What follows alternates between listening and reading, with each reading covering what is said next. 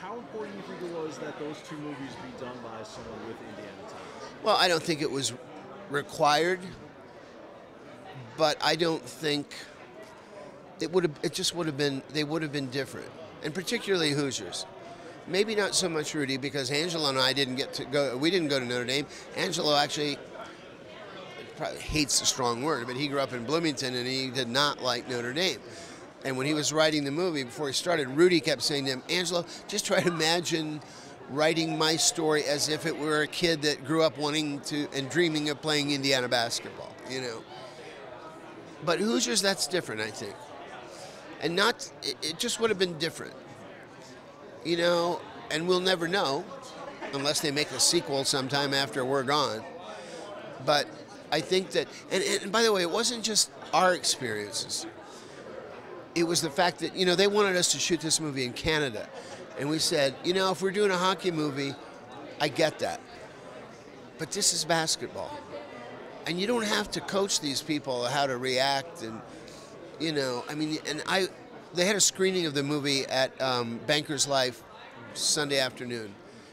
And it was one of, I mean, not that I've never appreciated it before, I certainly have, but there was something about watching it in that venue, and on that particular afternoon, I really paid close attention, almost didn't watch anything but the background. And it just reeks of authenticity.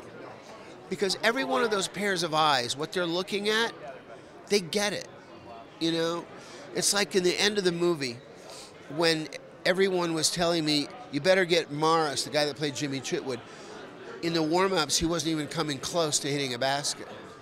And Gene Hackman wanted me to move him up, and I thought it might ruin his, you know, rattle him, you know, think that I didn't have confidence in him. So on the first take, his first shot went straight through. And then all of a sudden I went, oh my God, I forgot to tell everyone what to do afterwards.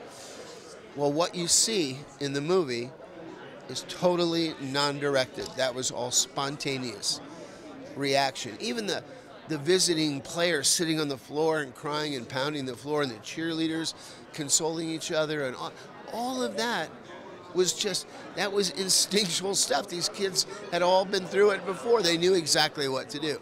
And that's why we had to shoot it in Indiana. Fantastic. And the last question I got for you, you said you played 3 years of varsity. Any good? We were terrible.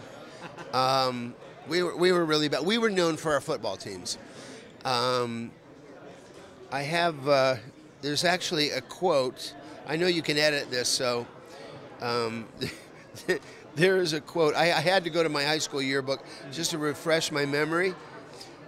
As I said to Angelo, I said, can you imagine 2 guys from Indiana being inducted in the Hall of Fame and not one sectional championship between us, you know?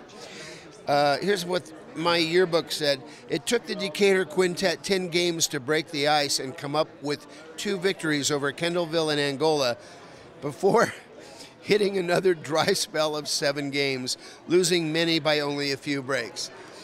In my math, that's 2 and 17. Ain't so good. And yet we're in the Hall, you know? So there are various ways to do it, yeah.